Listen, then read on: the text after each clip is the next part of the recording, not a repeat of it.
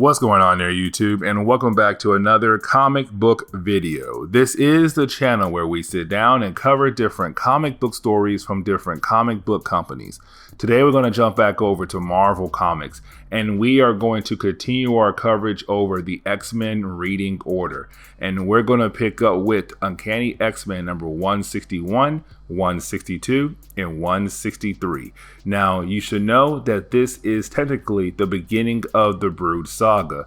Even though I do have a video labeled the Brood Saga Part 1, that is more of a prelude to the Brood Saga. But this is the actual beginning of the Brood Saga. Matter of fact, this leads Marvel into making a second X-Men series known as New Mutants that we're going to cover very soon.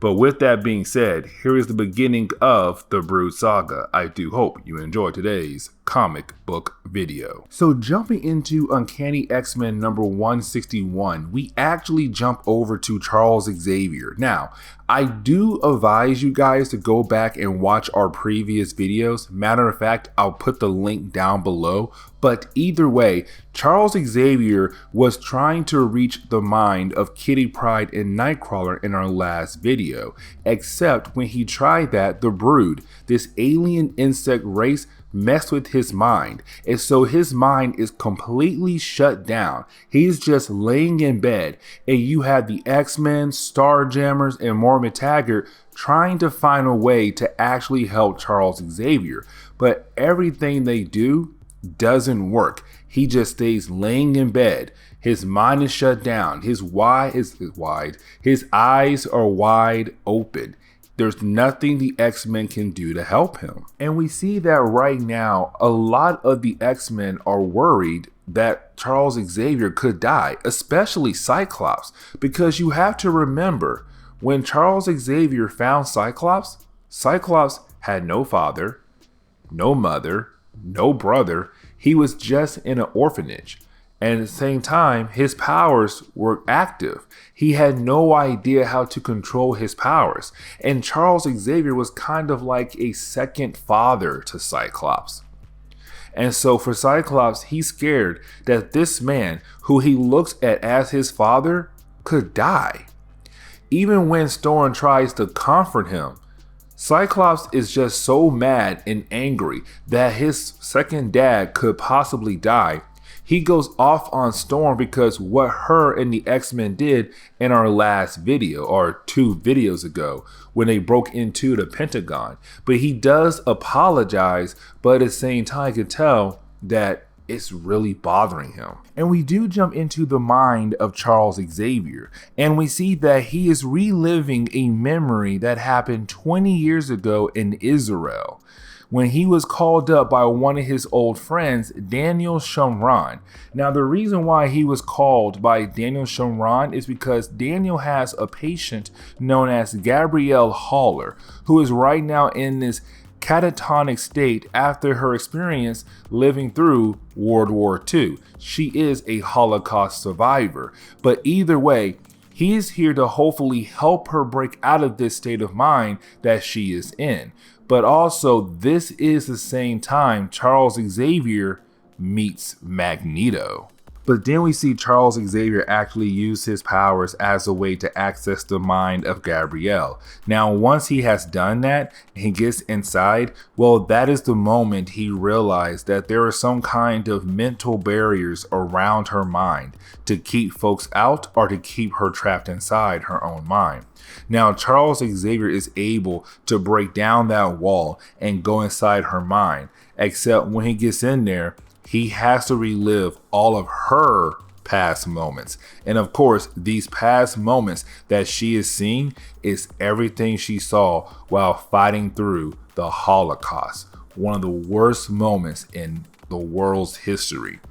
Now, of course, with Charles Xavier being an expert, he was able to get her mind out of that darkness, and she's awake. She's back to normal. She begins to talk, and he tells Daniel and tells Magneto, let her rest. Put her to bed and let her rest. The problem is, someone was watching Gabrielle, hoping that she never wakes up. But because she did, this person is going to tell his boss. Now, this is the moment where we kind of learn more about Charles Xavier. And the reason why I say that is because we know that Moira McTaggart is a past girlfriend, an ex-girlfriend, and Leandra is his current girlfriend. But as we go through this earlier issue, we learn that Charles Xavier had another girlfriend, which was Gabrielle. After he was able to break her out of her own mind, him and Magneto took her around Israel. And as they were doing that, well, she began to fall in love with Charles Xavier and vice versa. Even though he tried his best to not get close to her, he liked her. Now, of course, when they kiss, they get attacked by Hydra. And this makes sense because remember, Hydra is kind of like a Nazi group. They played a big role back in World War II, Holocaust, whatever, in the earlier days of Marvel Comics. And so with that being said, it makes sense for them to be here. But of course, they're only here for one person. And that person is Gabrielle. And so they were able to grab her and get away. Now, at the same time, this is the moment Charles Xavier finds out that Magneto has powers. For a long time, he just knew that, hey, Magneto could be a mutant, but I don't know what his powers are. And he finds out that Magneto can control metal, which is very huge for Charles Xavier. But then he said, listen, we got to go find Gabrielle. She needs our help. Then we come to find out who is the leader of Hydra around this time in Marvel's timeline. And it was Baron von Strucker. Now, I could sit down and actually try my best to explain who he is, but honestly, he is not that important for the rest of the video. I'm just going to go through him right now and say that this is a character who kidnapped Gabrielle because she knows there is a cave that is holding a bunch of gold. So of course it is money. Gabrielle does tell Baron von Strucker where he can find the gold, and of course he gets the gold. But that is the moment you have Charles Xavier and Magneto actually appear and they work together to save Gabrielle. Now, as they're going through this process, this is the moment Magneto finds out about the powers of Charles Xavier, realizing, hey, this man has powers too. He's a mutant. Oh my gosh, we're both mutants. This is crazy. But either way, you have the two of them work together to defeat Hydra, defeat Baron von Strucker, and being able to grab Gabrielle and get away. Now, to end this memory, we actually see Charles Xavier and Gabrielle about to kiss. And right when they're about to kiss one another, that is when Charles Xavier finally wakes up, which is great news for the X-Men, Moira McTaggart, and of course, Illyandra, the woman who loves Charles Xavier so much. But then we see that Illyandra had invited the X-Men to a banquet as a way to say goodbye and thank you for helping me and also saving Charles Xavier. But right when Illyandra goes on to say some kind of speech, that is when she also goes into a catatonic state just like Charles Xavier did earlier.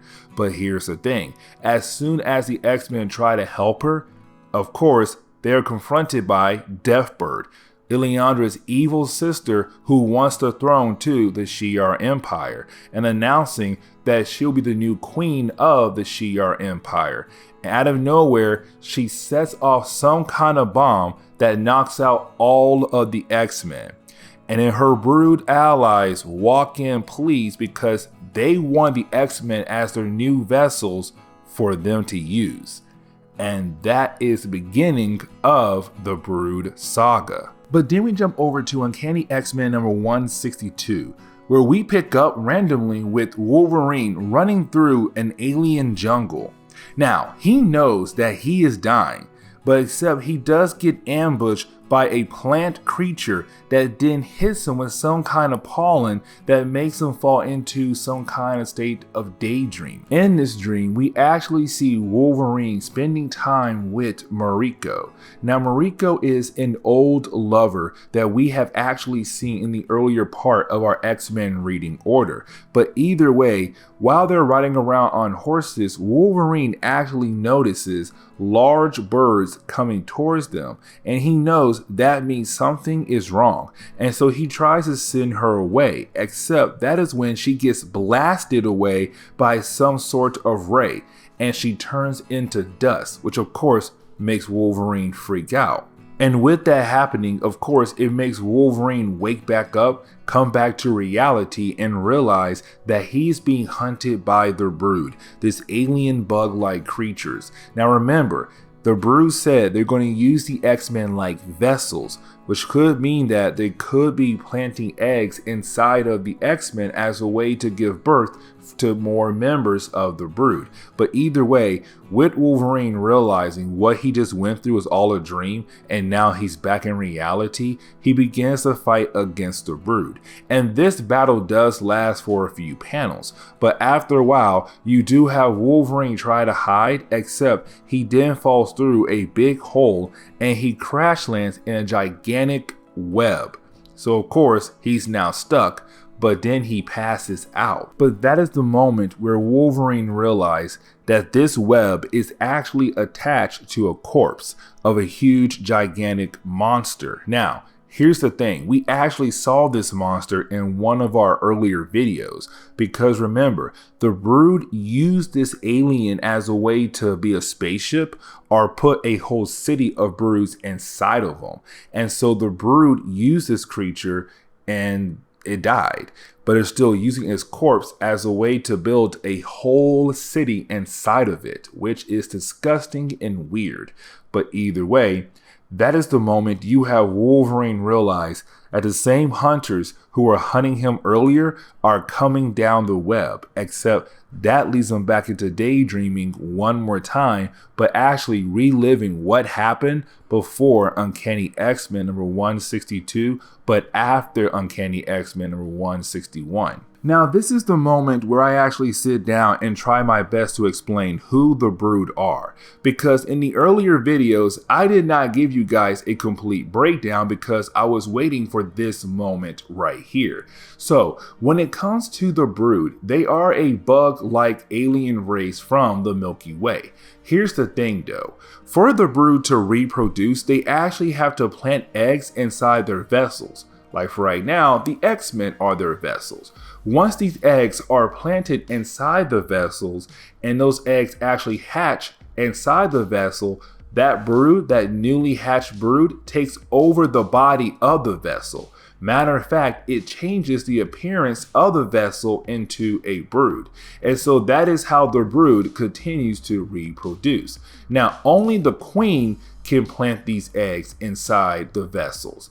But here comes the thing though. We learned all of this from Wolverine, because Wolverine is going back between daydreaming and reality, telling us this what happened after Uncanny X-Men number 161 and before Uncanny X-Men number 162. But here comes another thing though. When these newly hatched Brood take over their vessels' bodies, they also gain the powers of those vessels. So for example, if Cyclops was a vessel and an egg hatched inside of him, that newly hatched Brood could easily take over or take the powers of Cyclops. Now, the reason why we have Wolverine being the main star of this book is because Wolverine's powers, his healing factor, and also his animal instincts were able to help him break out of the trance that he and the rest of the X-Men were in.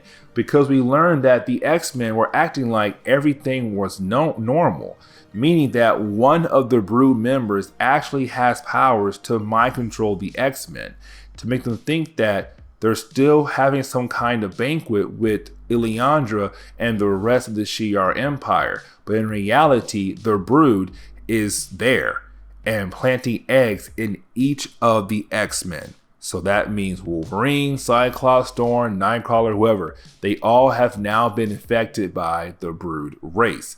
But Wolverine, his instincts and his healing factor kind of made him remember everything that happened to him.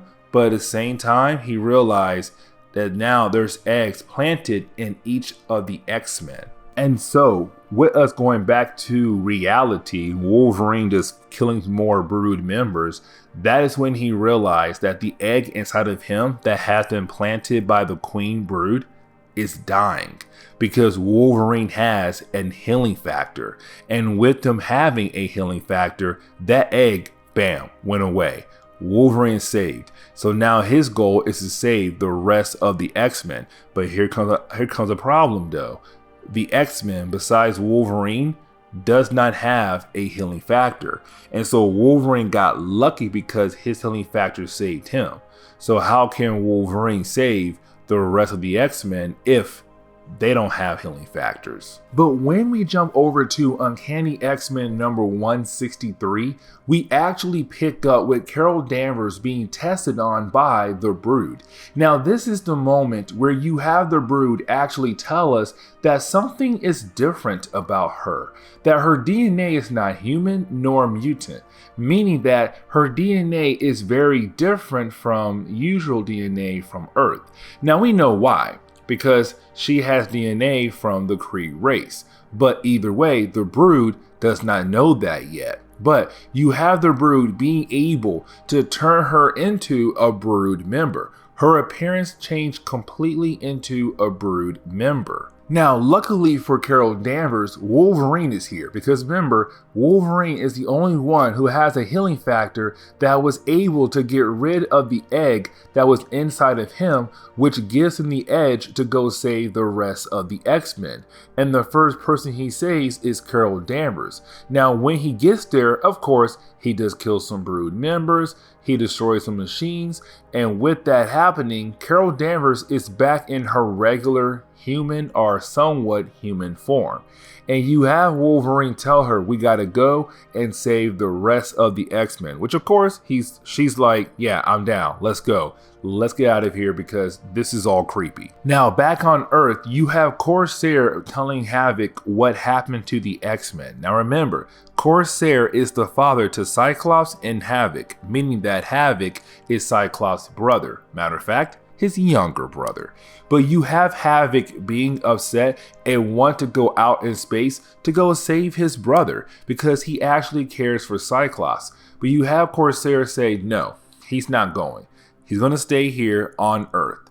He tells Morico that he's going to sneak away with the Starjammers, go up into space to actually save the X-Men from the Brood race. But then we jump back over to Cyclops, and we see Cyclops is right now being pursued by Brood warriors.